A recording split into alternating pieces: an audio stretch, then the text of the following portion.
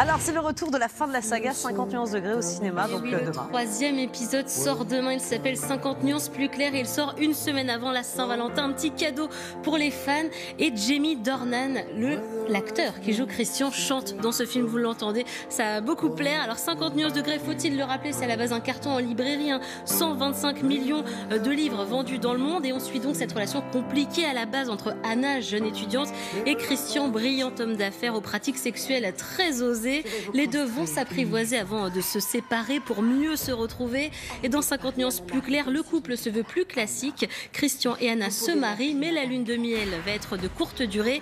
La saga érotique penche vers le thriller à cause de Jack, l'ex-chef d'Anna qui en veut au couple. Extrait. Oui, monsieur. Madame Gray, regardez par la fenêtre. Je vous emmène en week-end. J'ai du mal à croire que c'est ma vie, que j'ai la chance de vivre avec toi. Je devrais désobéir plus souvent. Nous sommes suivis.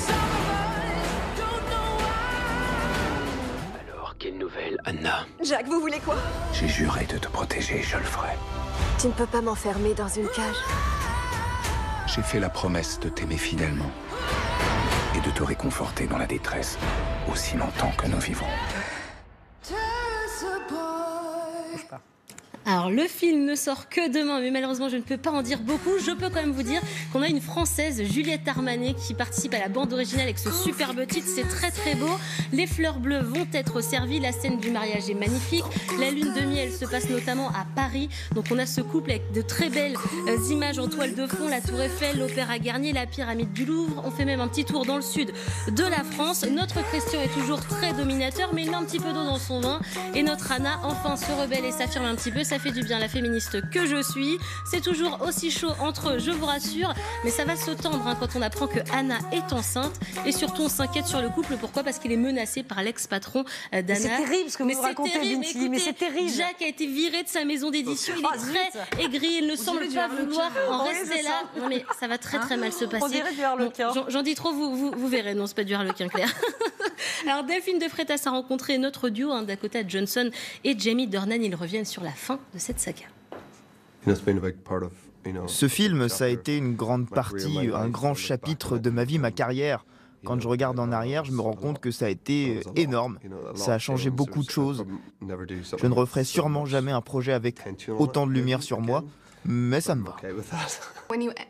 C'est sûr que quand on finit l'aventure comme celle-ci, on se retourne et on se demande qui j'étais quand tout a commencé et qui je suis maintenant.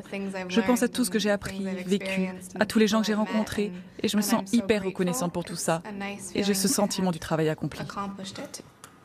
Alors Pascal, je sais que vous avez adoré cette saga, autant les livres que les films, ça tombe bien. Jamie Dornan. Je suis pas sûre d'avoir vu ne serait-ce que le premier, on en est au troisième, c'est ça, je vais le voir. Alors Jamie Dornan, notre beau Christian, a un message pour vous, écoutez.